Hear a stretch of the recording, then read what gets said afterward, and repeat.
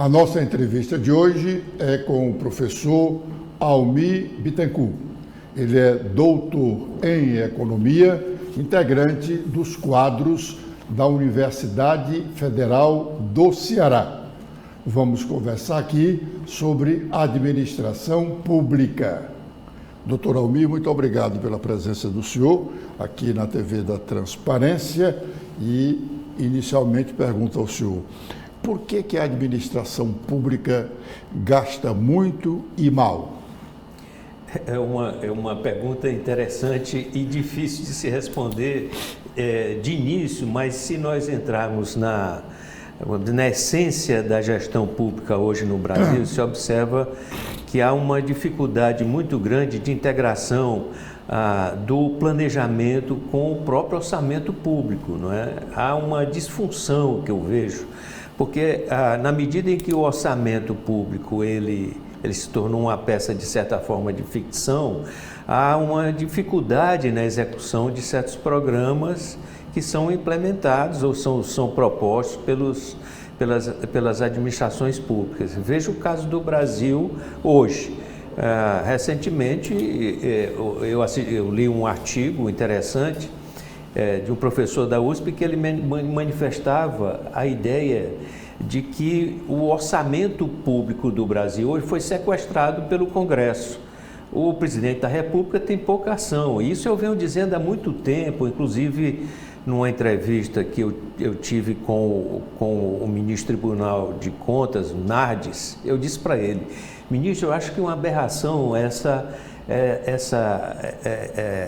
essa história da emenda parlamentar do jeito que está sendo feita hoje, porque quando ela se tornou impositiva e se deu muita possibilidade de atuação do Congresso no orçamento, desvirtuou, vamos dizer, o planejamento de um modo geral. Quer dizer, houve um esfacelamento do orçamento e isso não repercute de forma, vamos dizer, conjunta, consistente no que o governo, o executivo pretende realizar. E isso tem se reproduzido do governo federal para os governos estaduais todos.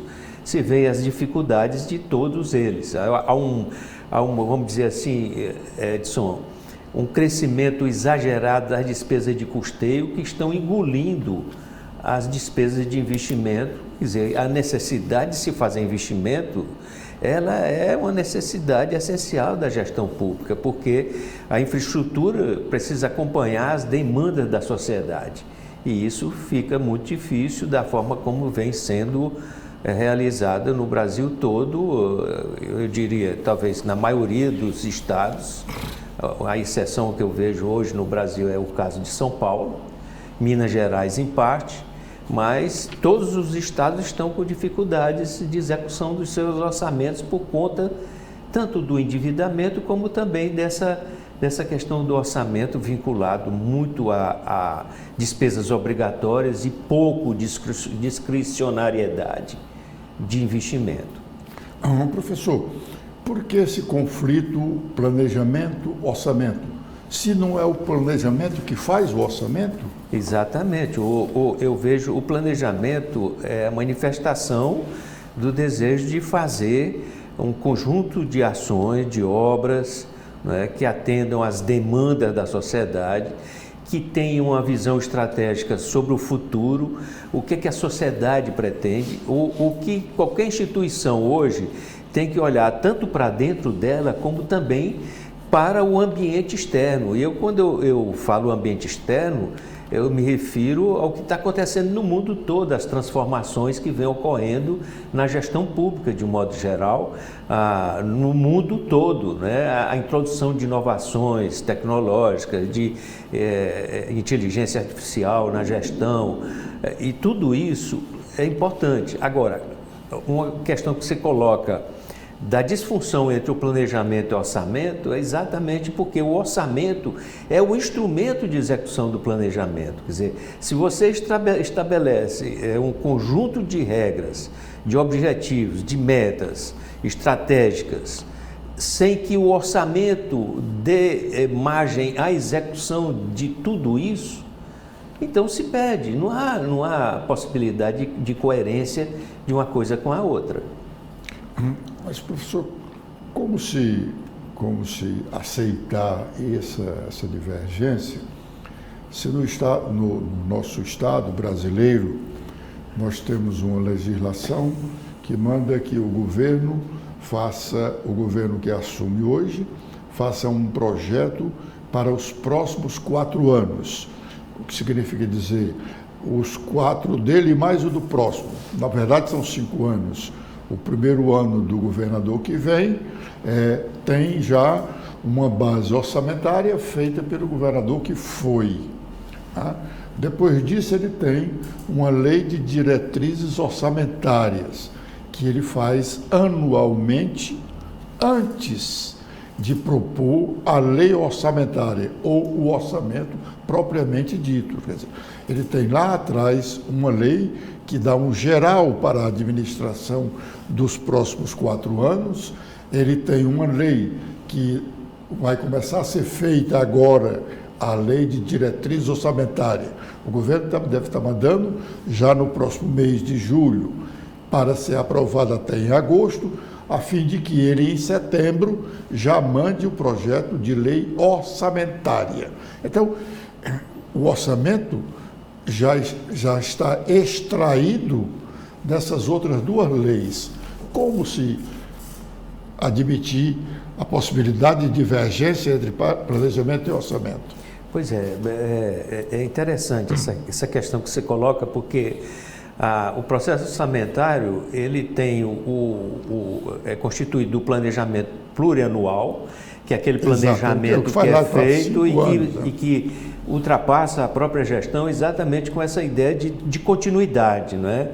De que aquelas propostas, as metas que foram estabelecidas, todas num determinado governo, eles representam exatamente o desejo da sociedade e que o governante que segue logo depois da gestão daquele que fez o orçamento, que planejou, deve dar continuidade. E o que se vê hoje é exatamente que cada um quer criar o seu próprio conjunto de planejamento sem observar a trajetória histórica, sem observar as demandas da sociedade, e isso gera um certo conflito exatamente na execução ou nessa passagem de uma gestão para outra. O outro aspecto que está interligado, quer dizer, a Lei de Diretriz Orçamentária, ela estabelece as diretrizes para a elaboração do orçamento. Agora, quando se elabora o orçamento, se verifica hoje aqui é um problema muito sério, a baixa, vamos dizer assim, o grau elevado de determinadas despesas que são obrigatórias e das quais o governo não pode dispensar de forma nenhuma, elas são obrigatórias e, portanto, têm que ser seguidas. E um volume de recursos orçamentários relativamente baixo para a realização dos investimentos no país. A realização, quer dizer, são aquelas despesas que a gente chama de discricionárias e que o Estado pode executar um planejamento que efetivamente ele deseja a partir do plano de governo dele, né? E isso cria dificuldade, porque quando se observa a execução orçamentária diante das diretrizes orçamentárias e do próprio orçamento que foi elaborado, começa o conflito, porque não há instrumento suficiente para que o governo toque aquelas ações que sejam urgentes, necessárias, importantes, por exemplo, de investimento. E isso é grave, é o que está acontecendo no Brasil todo hoje. Por exemplo, essa reforma tributária que está sendo, o arcabouço fiscal que foi proposto no atual governo federal, cometeu um equívoco muito grande, porque, primeiro, um ajuste fiscal do lado da receita é muito mais difícil, porque você vai dispensar a possibilidade de ter controle sobre a despesa. Então, como é que você faz um ajuste pelo lado da receita? Aumentando tributo, para poder custear aquelas despesas que estão sendo geradas. Por outro lado, um outro equívoco foi de vincular certas despesas obrigatórias ao crescimento da própria receita. Isso gerou dificuldade muito séria para a execução orçamentária orçamentária e fiscal. Professor Almir, nos fixando aqui no estado do Ceará. O estado do Ceará tem um orçamento previsto de 39 bilhões de reais. As despesas, ele especificou quais, para gastar os 39 bilhões. Mas os 39 bilhões não se tem certeza de que arrecadará. Mas admitindo-se que arrecade os 39 bilhões, o Estado tem um comprometimento de 18 bilhões com a folha de pessoal. 18, mais ou quase a metade do orçamento. Tem 12 bilhões comprometidos com o custeio da máquina. Só aí nós temos 30 bilhões. E ele sobra 9 bilhões para todas as outras despesas. E sonhando num investimento para a infraestrutura. Como administrar uma situação dessa? Como se faz um planejamento deste, dizendo que eu posso arrecadar 39 bilhões, mas eu já tenho de despesas garantidas 18 bilhões com pessoal. Pode até ser um pouquinho maior.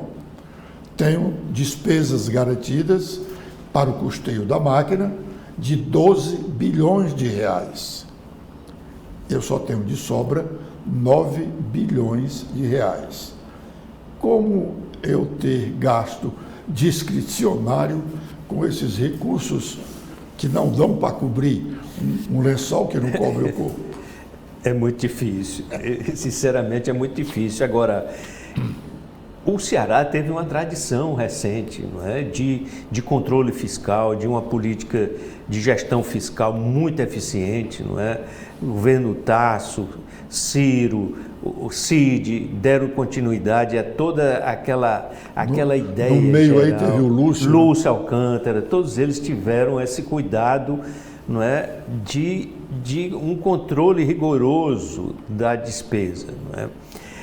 Na lei orçamentária, ela é clara. Quando o governo federal, o governo estadual envia para a Assembleia, por exemplo, a proposta de lei orçamentária, lá está lá, artigo 1º, fixa a despesa e estima a receita. A receita, ela é dependente de uma série desconhecida de fatores. O Rio Grande do Sul não vai arrecadar o que ele não planejou. vai arrecadar o que ele previu. Por este ano. Então, a receita ela é dependente de uma série de fatores que não se tem um controle sobre eles.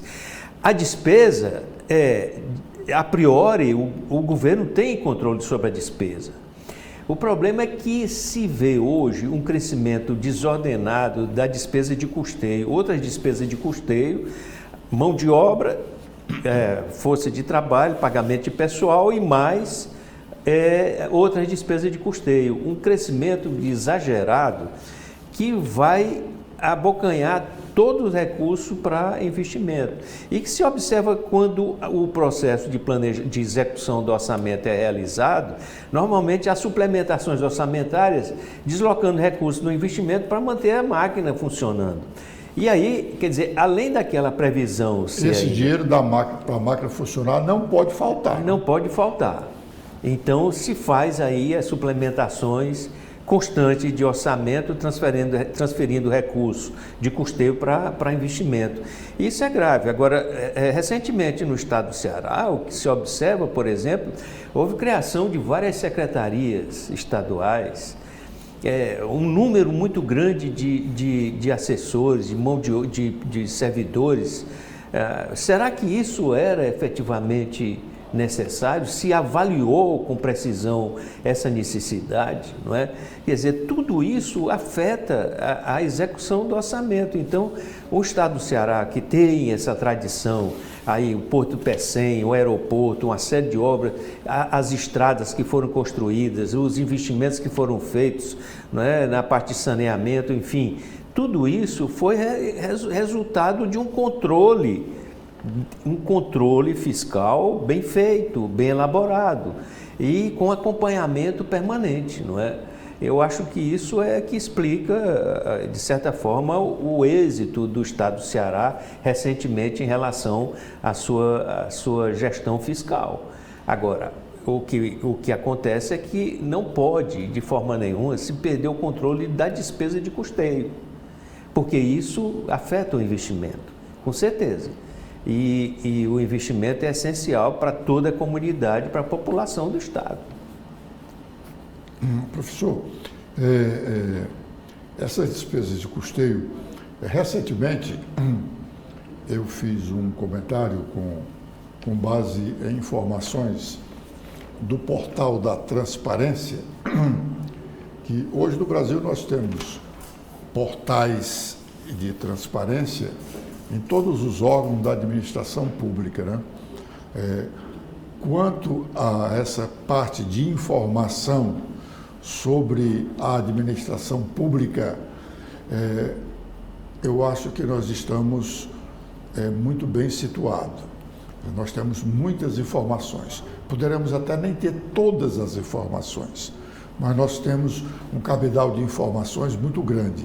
Só que nós, brasileiros, não temos o hábito de procurarmos as informações sobre os gastos com o nosso dinheiro, né? Os gastos que os outros fazem com o nosso dinheiro, né? Quer dizer, o dinheiro que nós pagamos dos impostos, isso, aquilo, outro, outras pessoas vão gastá-los. E nós não temos controle sobre isso. Poderíamos ter.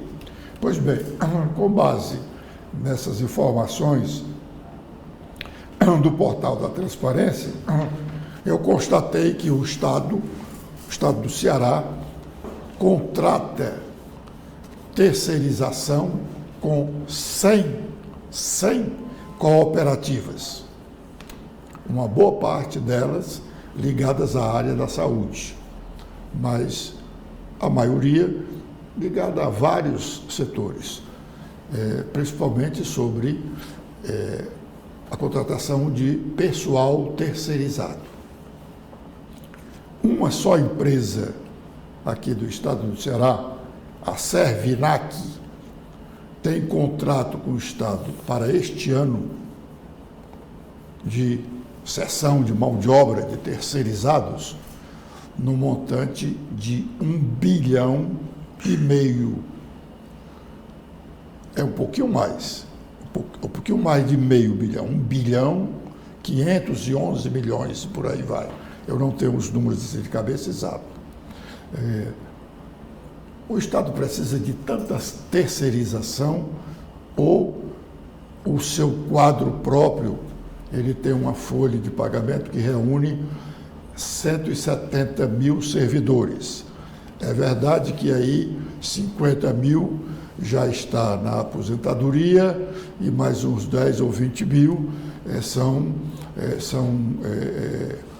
dependentes dos ex-servidores. O Estado precisaria de um quadro maior do que 100 mil trabalhadores? Pois é, eu acho realmente um número muito elevado, é muito elevado o Estado do Ceará e a impressão que dá é que há uma expansão, vamos dizer assim, inercial do gasto com custeio, não é? Simplesmente vai se expandindo. Será que há necessidade, há uma avaliação? Eu acho que toda política pública, toda ação pública, ela tem que ter uma avaliação. Tem que se fazer um exame detalhado sobre a necessidade real de certas despesas, não é? Eu vou dar um exemplo aqui da Universidade Federal do Ceará. Quando nós assumimos a pró-reitoria, fizemos uma avaliação de todos os contratos negociamos com empresa por empresa, para avaliar a necessidade real de mão de obra para a universidade, porque havia uma expansão já, de certa forma, elevada de despesa com terceirização, né? Fizemos vários ajustes, numa negociação que durou praticamente um semestre todo, né? E essa negociação mostrando, com base nos indicadores que nós construímos, da necessidade real de servidor terceirizado. Então, foi uma ação muito difícil e eu lhe confesso que não é fácil. Agora, tem que haver uma avaliação da necessidade real de tanta gente trabalhando no serviço público. E há detalhes aí que precisam ser examinados. Por exemplo, no caso específico, que eu cito o exemplo da Universidade Federal do Ceará, as empresas e os sindicatos representantes dos terceirizados vão para a justiça fazer os acordos coletivos, sem a participação da universidade, e vem as despesas para que a universidade pagasse. Então, nós chegamos para as empresas e dizemos assim: olha, os acordos que foram feitos, além da capacidade de orçamento da universidade, vocês vão ter que resolver lá com ajuste pessoal, porque nós não vamos ter condição de pagar. Então, ficou tudo combinado assim. Então, porque é muito fácil. Qual é vamos dizer assim, a discórdia que há do sindicato, dos trabalhadores, dos servidores com o patronal, se uma terceira pessoa que vai pagar a despesa? Não há nenhuma dificuldade. Então, isso joga tudo nas costas de quem vai pagar. E isso nós, de certa forma, conseguimos resolver nessa negociação. Mas lhe confesso que é uma coisa muito difícil, porque é muito mais fácil deixar as coisas como estão, deixar seguir e ninguém se meter em briga, em discussão, nem no trabalho da negociação, que é um trabalho muito difícil. Não é muito difícil porque ninguém quer perder nada, não é? Mas há sempre, é o que eu digo, se não houver uma avaliação da real necessidade, da capacidade de execução daquela despesa, as coisas ficam incontroláveis. Professor, por que a administração pública no Brasil hoje tem um interesse maior na terceirização do pessoal trabalhador da administração pública do que propriamente fazer concurso para admitir o pessoal?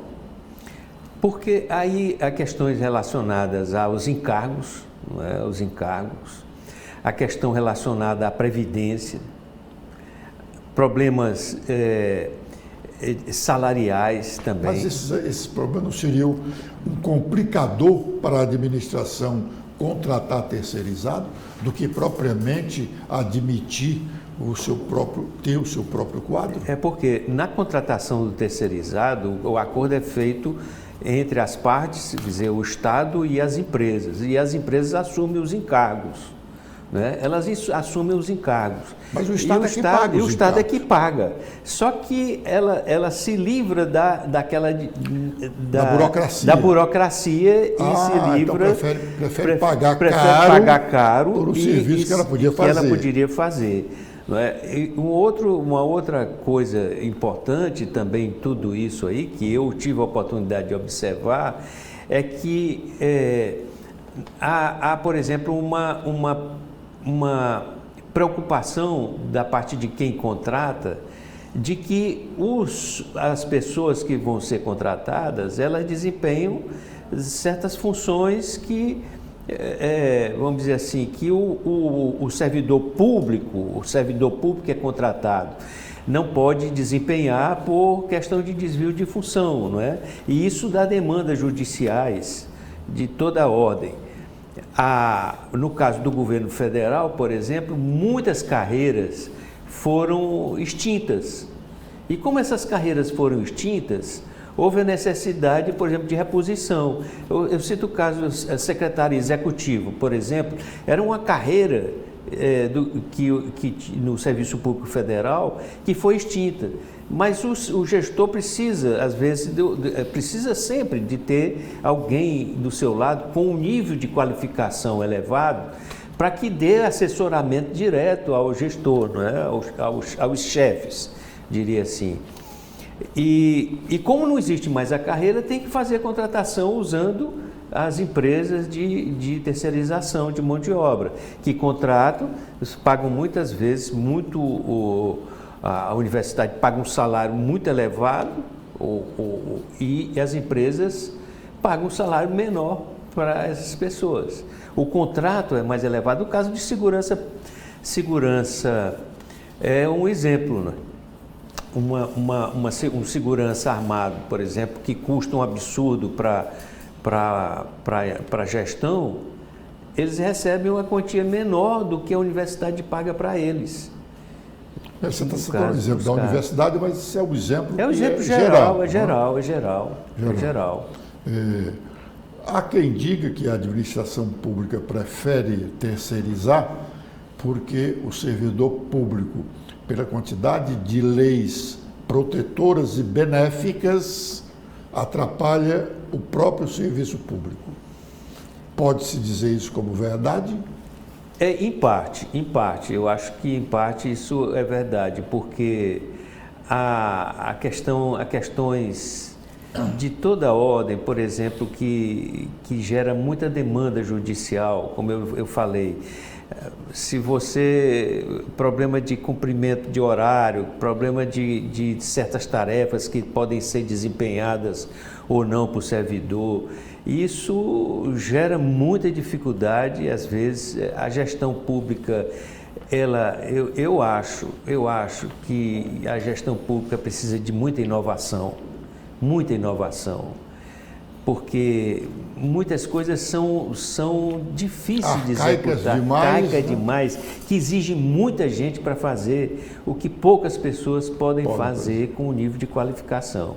Eu vou dar um exemplo de novo da UFC. A UFC, quando nós, na época do professor Henri, resolvemos implantar o Sistema Eletrônico de Informação, nós simplesmente eliminamos contrato de malote, eliminamos papel, a quantidade de papel que a gente exigia, que comprava a cada ano. Nós eliminamos, por exemplo, a necessidade de contratação de motoboys para entrega de processo físico. Hoje tudo tramita virtualmente. Um processo que levava 15 dias de Sobral para Fortaleza, ele hoje, simultaneamente, todas as pessoas envolvidas naquele processo podem dar resposta no processo sem que haja movimentação física nenhuma, né? Então, essas inovações que parece que são evidentes e simples, nem sempre são necessárias, nem sempre são de acordo com a comunidade, por conta da dificuldade de entendimento daquela necessidade de inovação no processo de gestão, que eu vejo que ainda há muitas leis, muitas exigências legais e de ordenamento legal que impede determinada flexibilidade na execução de determinadas tarefas. Professor, então é certo se dizer que a administração pública tem a terceirização como um imprescindível, né? Agora, ela não tem controle sobre essa terceirização. Em vez de terceirizar 10 cargos, 10 pessoas, ela terceiriza 100. Falta um controle gerencial do trabalhador do serviço público. Eu acho que sim. Isso é importante que você está falando, Edson, porque se não houver esse controle, as coisas, como eu disse, elas são inerciais, elas vão crescendo naturalmente, não é? Geralmente diz, eu preciso de tantas pessoas, mas por que você precisa de tantas pessoas para executar esse trabalho, não é? Não, é porque fulano de tal, quando vai de férias, eu tenho que botar outra pessoa e ela tem que fazer o trabalho. Então, isso é essencial esse controle, essa avaliação da necessidade pessoal terceirizado, porque é o que eu digo, isso consome a parte de investimento, porque eleva o custeio, outras despesas de custeio da instituição pública. Então, a administração pública precisa de gerente. Eu diria de gestor, numa concepção, vamos dizer assim, do gestor, aquela pessoa que tem uma visão estratégica, que não está olhando só para o setor dele, só para a unidade dele, só para a secretaria dele, tem que estar olhando para o conjunto do Estado, das unidades que ele representa, porque não há possibilidade disso dar certo, quer dizer, de uma gestão, vamos dizer assim, casualística, uma gestão muito de resolver problemas que vão sendo gerados sem essa visão estratégica. Então, o gestor ele tem que ter essa visão estratégica, ou seja, a necessidade de se ter esse conjunto de ações que sejam vinculadas a um ambiente propício para o funcionamento da gestão, como eu digo, olhando para o ambiente externo, para o ambiente interno e verificando o que os outros estão fazendo e que são possíveis de serem adotados, né, naquela unidade, qualquer que seja ela, o Estado, a secretaria, a própria universidade, por exemplo. Professor, eu já fiz indagações sobre o que a universidade, não é só a Universidade Federal, a universidade estadual, municipal, qualquer ela pública, ela devolve muito pouco à sociedade em relação o que a sociedade dá para ela. Eu estou errado? Eu não concordo, Edson, com a afirmação, porque a universidade, você vê todas essas inovações, todas essas ações que são tanto na área médica, na área científica, no volume de patentes que são geradas, né? No próprio ensino, na extensão. A extensão, por exemplo, é uma ação que sempre foi muito pouco exaltada nas instituições federais, nas universidades, de um modo geral, mas elas têm um papel muito importante na disseminação do conhecimento, em levar o conhecimento que é gerado na universidade para a população, para a coletividade, para que eles tenham acesso àquelas inovações que são, ou aquele conhecimento que é produzido dentro da instituição. As universidades, eles têm muito, veja o caso da Embrapa, por exemplo. A Embrapa foi gerada com PhDs que foram produzidos dentro das universidades, e a Embrapa é um exemplo mundial. A Embraer é um outro exemplo muito importante de produção. Você tem na USP a quantidade de médicos que hoje fazem determinadas intervenções sofisticadas que se equiparam aos melhores países do mundo. Aqui no Ceará mesmo, você vê a Universidade Federal, o volume de transplante que é feito, né? Em todos os tipos de transplantes, as prevenções na área de saúde, educação, enfim. Eu não concordo com essa afirmação, porque eu acho que a universidade, o que falta talvez como a universidade tende a se fechar dentro. Ela é muito hermética. Ela é muito hermética, ela tem dificuldade de se comunicar, tem dificuldade de dizer. Mas ela tem dificuldade porque ela quer ficar enclausurada, né? Tem dificuldade exatamente, porque é muito difícil. Então, às vezes, você olha o portal da UFC, você vê o portal da UFC, é um portal rico.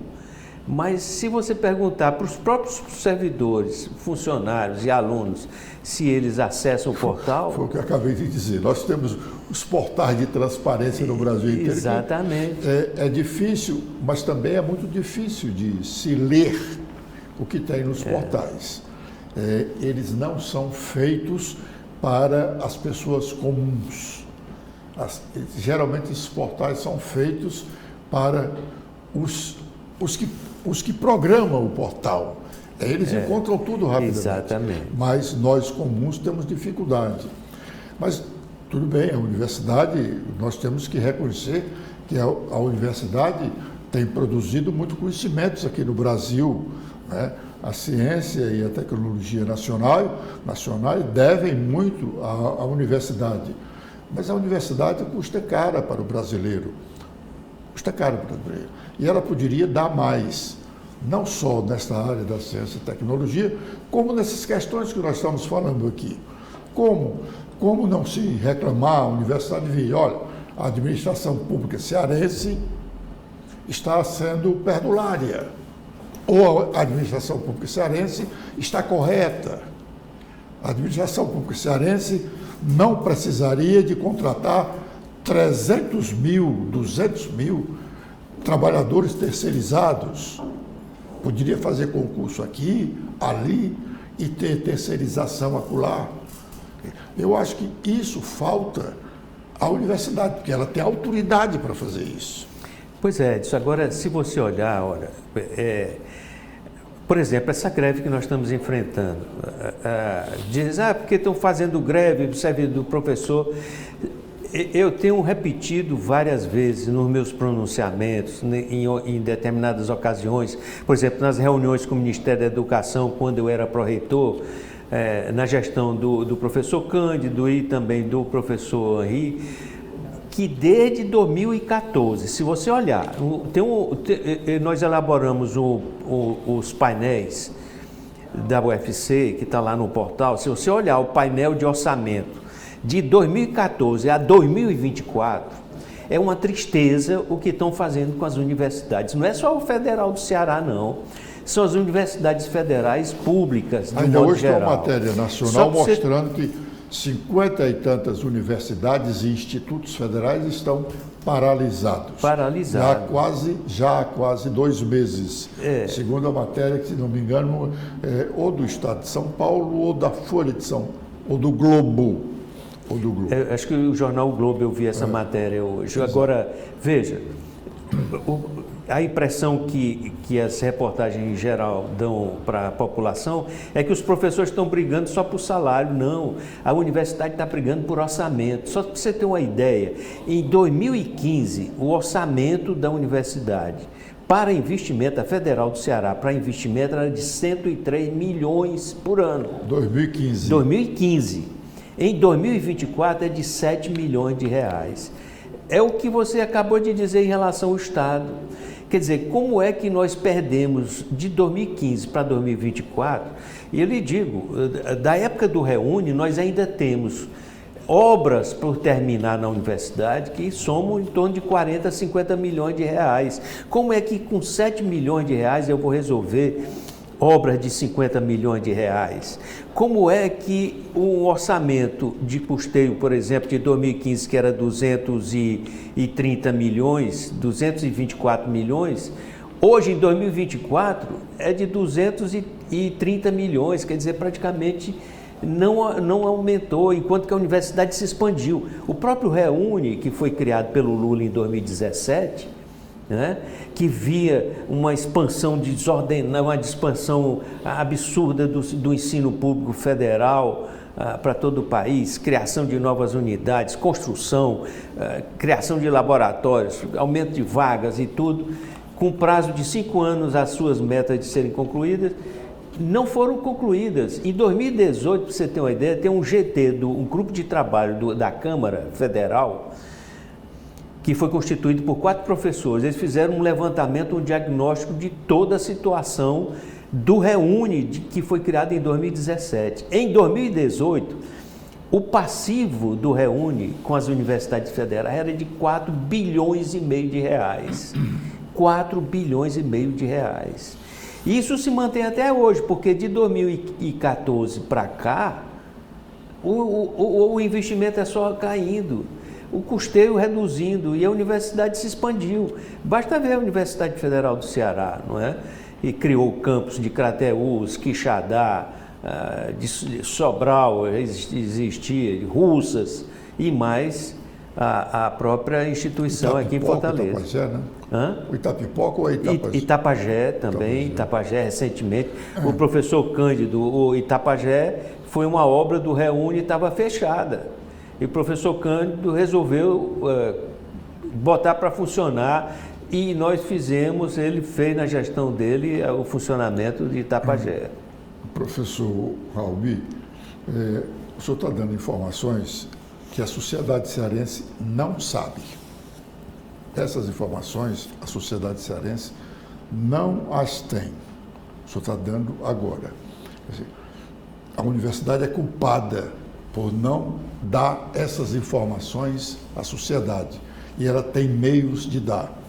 Ao contrário, passa a ideia para a sociedade de que ela tem recursos para fazer mais coisas. Essa história do aquário e essa história dos imóveis do Denox, que passaram para a universidade fazer novos campos, aguardando dinheiro do PAC.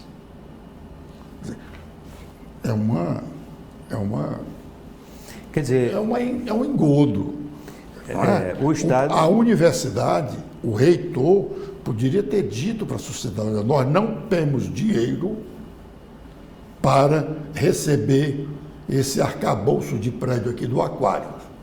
Nós não temos. O nosso orçamento não suporta mais nenhum gasto. O nosso orçamento não dá nem para as despesas do ano. E aí? Não, vamos receber, vem dinheiro do PAC. O dinheiro do PAC não saiu. Eu acho que o Estado... O senhor não devia estar ouvindo isso, eu estou dizendo isso para a sociedade. Não, mas você tem toda a razão. O Estado se livrou de um abacaxi, eu digo que era o aquário, gastou mais de 100 milhões de reais no aquário, está aí paralisado há vários anos, que vai exigir um investimento que não é... Eu perguntei outro dia se alguém já tinha feito uma avaliação da necessidade de investimento para manter o aquário, quer dizer, para o aquário servir, por exemplo, o Labomar, né, que é a proposta do atual reitor.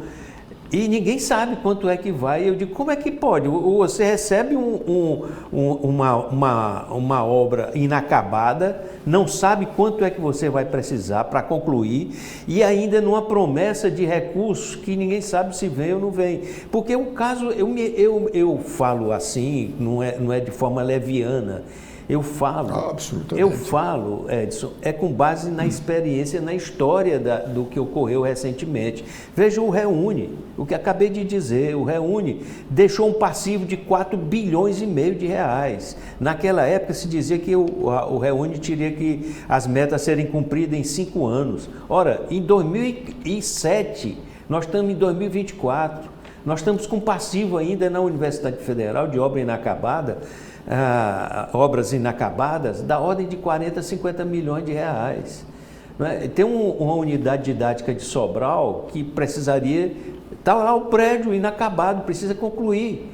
15 milhões de reais, quer dizer, obra da época. Então, quando se recebe isso, sem a garantia de financiamento, é um risco muito elevado de se colocar mais um problema dentro da universidade sem um equacionamento e uma solução adequada. E a sociedade depois vai reclamar, porque se não for cumprido aquilo que foi prometido, a sociedade, com razão, tem que reclamar. Por que não foi feito? Né? E aí surgem as mil explicações do que não aconteceu. Professor Almi, nós vamos ter eleições municipais agora, neste ano. Votaremos no dia 6 de outubro para escolher os prefeitos dos 184 municípios cearenses e os 5.600 e tantos outros municípios do Brasil, e a administração pública municipal, via de regra, é muito caótica. Como uma prefeitura como a de Fortaleza poderia pensar no modelo novo de administração?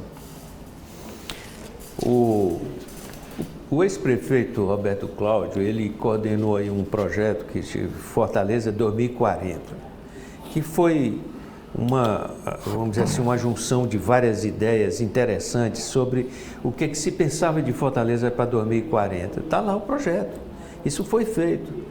Quer dizer, eu não vejo nenhuma ação assim que se diga, bom, aqui é continuidade do projeto, aqui é uma ação do projeto Fortaleza 2040. Nós temos no estado do Ceará o projeto do Ceará 2050.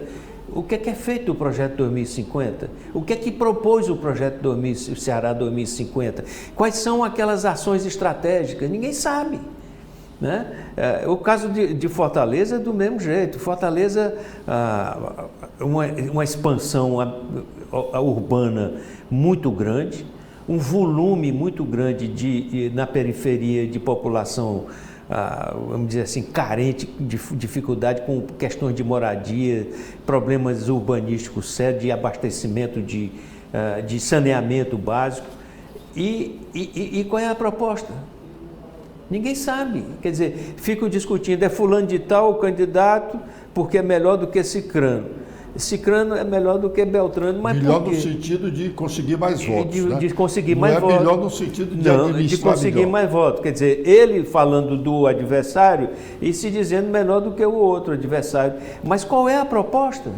Quais são as propostas que se colocam aí? Não é? Então, eu acho que é um momento e a população fica, de certa forma, como você disse, passivamente escutando e acreditando em certas promessas. Mas qual o concreto, qual é a ação de fato que se pretende implementar? Não é? A Fortaleza precisa de ações muito sérias na área urbanística, de problemas de saneamento que tem que ser adotados. E agora, qual é a proposta? Quais são as propostas? Não é? Em todas as áreas, transporte. Está um caos Fortaleza, a área de trânsito, transporte. Iluminação pública é outro problema. Segurança. Então, eu vejo, Edson, que há muito pouca discussão exatamente dessas questões que são, vamos dizer assim, a essência para a população. E a população fica passivamente ouvindo, escutando, aí começa a se apaixonar por um candidato, por outro, por aquilo, quer dizer, sem ter uma clara evidência do que pretende e do que é capaz de cada um resolver. Professor, como a gente suscitaria essa discussão? Eu volto meu olhar para a universidade, porque eu acho que a universidade está lá em cima. Ela tem uma visão geral de tudo e ela tem autoridade para sugerir, para questionar, para contestar. Não é? E como se trazer a universidade, não é só a Universidade Federal, a universidade, não é? O mundo universitário, para se discutir essas questões. Aí não se discute e daqui a 2, 3 anos estamos aqui a reclamar, como estamos reclamando hoje, de coisas que deveriam ter sido feitas há 2, 3, 4 anos. Né? Exatamente. Como motivar as pessoas? Eu acho que falta motivação. Para saírem do clausulo. Né? Eu acho que falta motivação. As pessoas estão numa apatia. Porque não acreditam mais nas Mas precisam nas acreditar, porque a realidade é esta, e não vai mudar tão cedo. A política é que vai ditar tudo essa situação. Exatamente. A política que vai dizer que tipo de impostos nós vamos pagar, que percentual de impostos nós vamos pagar sobre o feijão, sobre o arroz, sobre o carro, sobre o avião, sobre tudo. Ela hoje não merece muito crédito, mas é ela. Então nós temos que fazer com que ela mude. Eu acho que as universidades têm um papel muito importante nesse sentido, né? Tanto pela qualidade dos pesquisadores e professores que estão lá desenvolvendo projetos de toda a natureza, não é? Então, eles têm condições de dar uma contribuição muito relevante nesse aspecto. Tanto que o projeto, por exemplo, o Ceará 2050, contou com a participação de membros da Universidade Federal, da Estadual do Ceará, né? O 2040 também da Universidade Estadual do Ceará, da UES, da UFC, do Instituto Federal. Eles têm condições de dar essa contribuição relevante. Agora, tem que ter uma aproximação, tem que ter uma forma de aproximar tanto a política da universidade, quer dizer, uma política de relevância, que eu diria, de relevância para a sociedade, que é a discussão da essência. Não é uma aproximação, né, de compadrio, né? Não, é uma política de relevância, quer dizer, uma política de concordância com projetos específicos, de natureza específica, que sejam relevantes para a sociedade.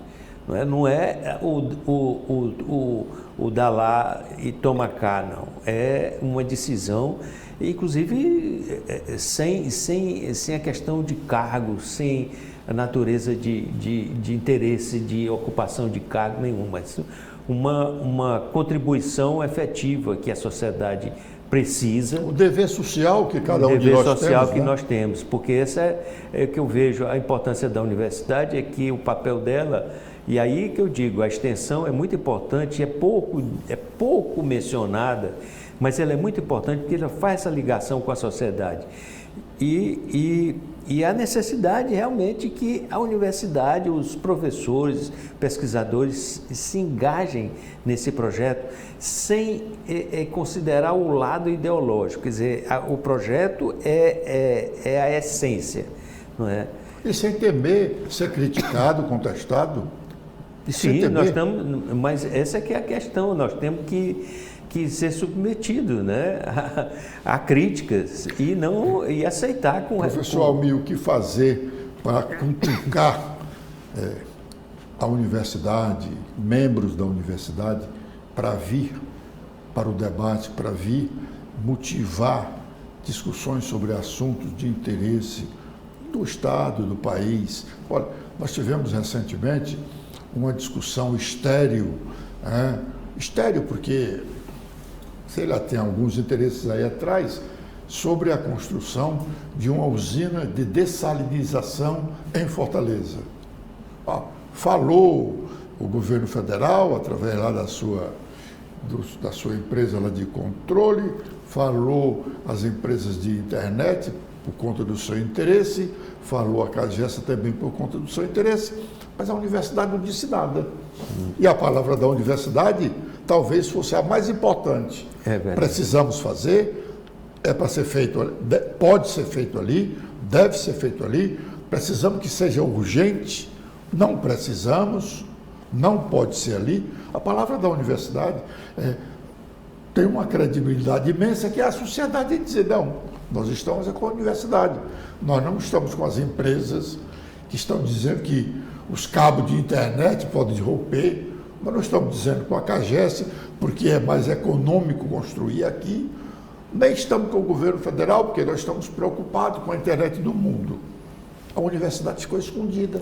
Foi. Essa é uma questão. E tem um detalhe aí que a população precisa saber. O que é que vão fazer com o sal? O sal que vai ser produzido com a dessalinização. Nós não temos mais aquela salina onde está o Iguatemi.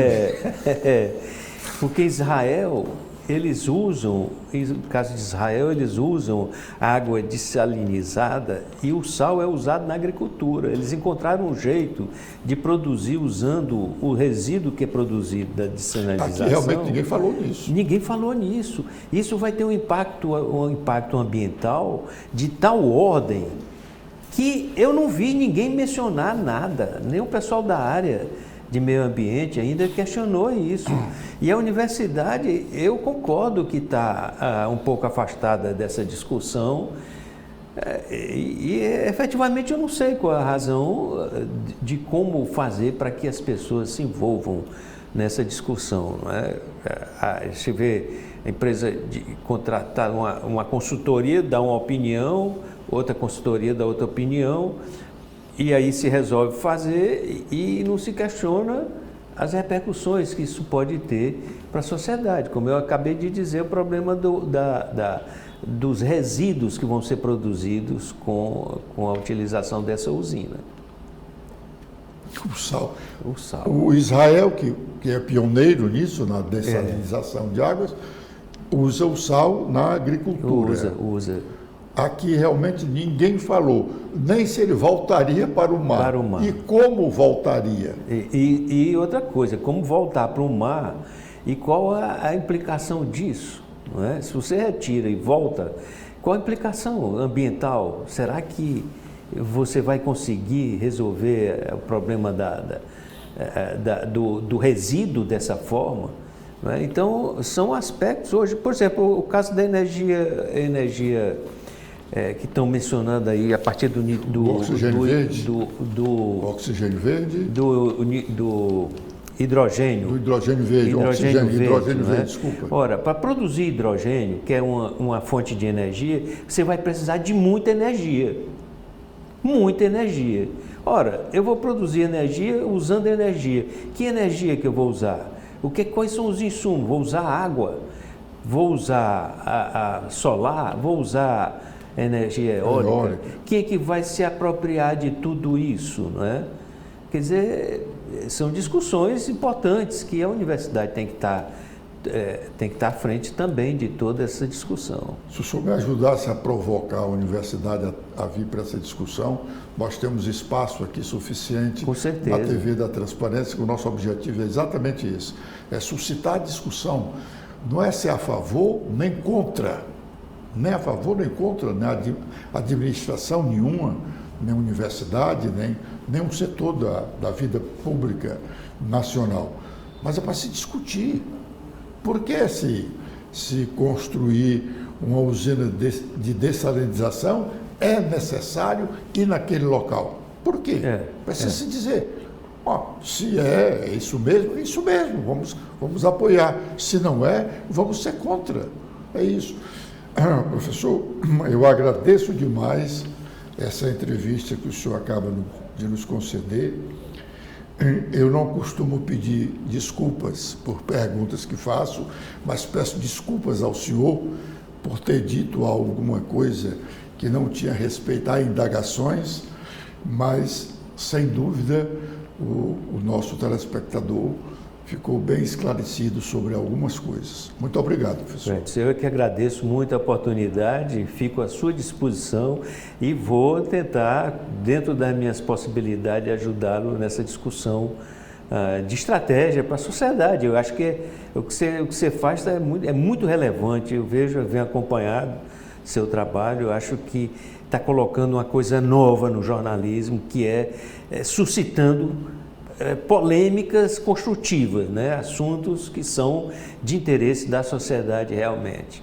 Eu que agradeço muito a participação. Professor Almir Bittencourt, mais uma vez, muito obrigado. Obrigado. Muito obrigado, senhores telespectadores.